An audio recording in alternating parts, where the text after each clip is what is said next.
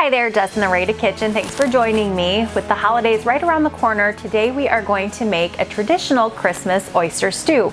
And we're gonna start by cutting up some vegetables. So we're gonna start building the base of our stew with a handful of minced vegetables. So let's go ahead and prep our celery. Next, we're gonna use about a tablespoon of minced shallot. So we're looking for the opposite end of the blossom, and we're gonna score it and come down through the top just like we would with our onion.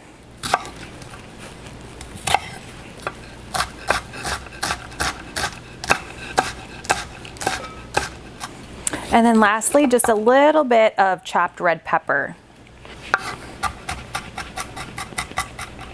So in our pot, I have 1 stick of butter that I've already melted, and we're just gonna sweat those vegetables in there and give them a good stir.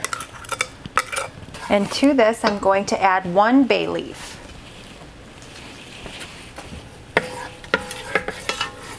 So our vegetables are becoming more translucent, and you can see they're nice and soft.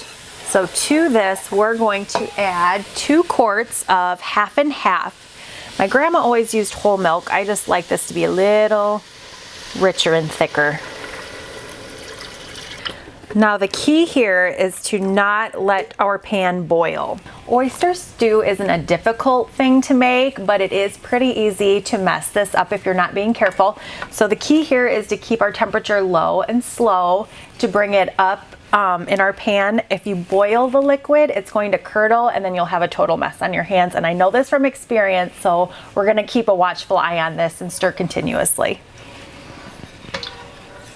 All right, so I was looking for our pan to just start steaming, and now we are ready to add in our oysters. So I'm adding in 1 quart of oysters with the liquor or the juices.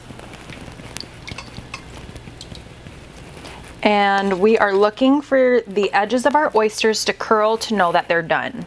To this, I'm going to add some white pepper, and then either some seasonal or some seafood seasoning like Old Bay. It has a little bit of cayenne pepper. You can see the orange, it'll give it a little kick. And then lastly, a little bit of garlic powder. And give it a stir.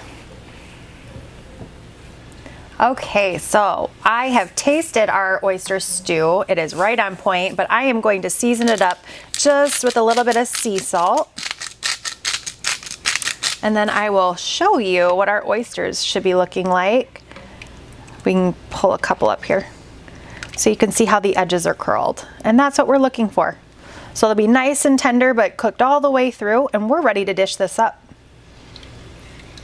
So the great thing about making dishes like this is carrying on family tradition, and I definitely feel like my Grandma Betty would have been proud of this today.